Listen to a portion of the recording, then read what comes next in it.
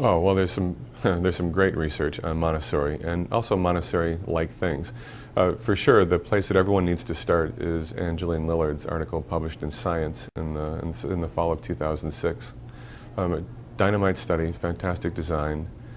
In effect, was able to do something that's hard to do. She got something called a random assignment to conditions because the Montessori schools in Milwaukee, where her study was done, because they're popular, not everybody can get into them, so you have to enter a lottery.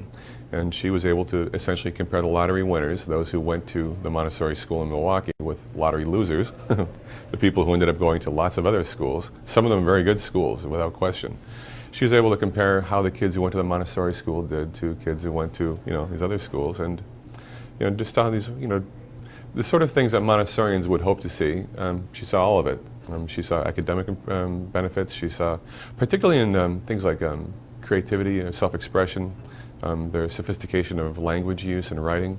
But there are also some things that, if we take a minute and think about how, what we want for our kids from an academic or from a school experience, things like socialization. I mean, there were clear differences in basically how kind they were to one another and how collaborative they were in their style of play. One of the things that she talks about that I kind of resonate with is she talked about the difference in the amount of a kind of playground activity that was called ambiguous rough play. We can all think of ambiguous rough play, what that looks like, and that's when you have two young children who are playing, and it's rough, and you really can't tell if they're enjoying it or not. Something's going on here, and they're getting a little bit amped up, and it's maybe going a little bit over the top, it's not a positive engagement. It really is kids getting a little bit out of hand with each other. There's dramatically less of that ambiguous rough play, and significantly more of what she called positive shared activities. So kids engage with each other in a meaningful way on the playground in unstructured time, basically having positive interactions with each other. And then there was something else in her study that I think is really important, and that I'll be replicating in some work that I'm going to be doing in the future, and that is this domain of executive functions. So executive functions are the kind of thinking that we do to organize ourselves and to evaluate our performance and to adjust the strategies that we might be implementing. These are the kind of sort of feedback loops and planning thoughts that we have to engage in for effective goal-directed behavior. It's how we keep ourselves squared away. And in fact, these class of mental operations that we call executive functions are kind of like the things that we use to be the CEO of ourselves, okay? And so even with young children, you can measure some aspects of this stuff. Obviously, as children get older, you can really directly measure some of these things.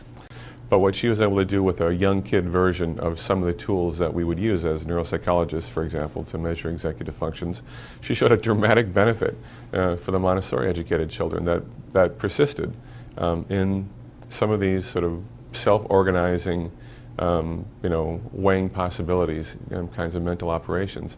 Executive functions are a big deal, and I think that we're going to be seeing more and more attention paid to these in research on education.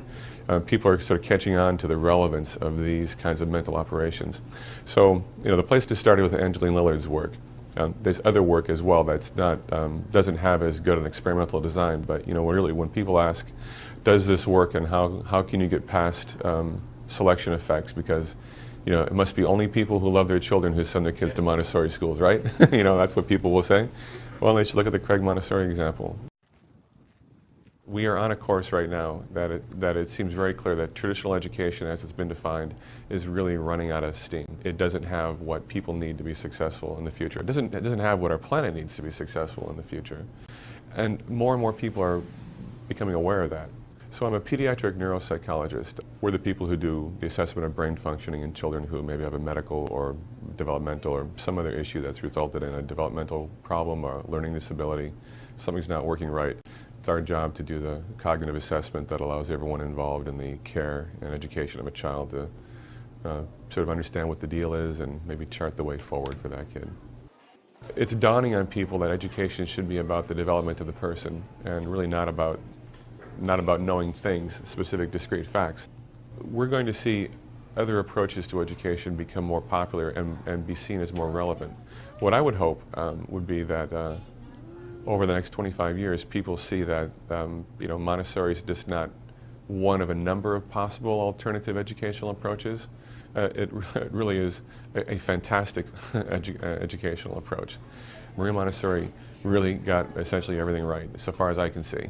She anticipated so much of what we know about neuroscience, brain development, optimal models of education.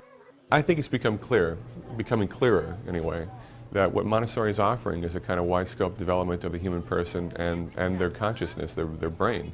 And what traditional education was designed for may not be relevant so much in this era. People aren't going to enter the workforce and have a career and work at one place for the rest of their lives. People are going to have many careers, many jobs. That just seems to be the nature of how the world is changing. And what children need is the kind of broad scope ability to deal with new situations, size things up, and figure out a sensible way forward in any setting that they find themselves in.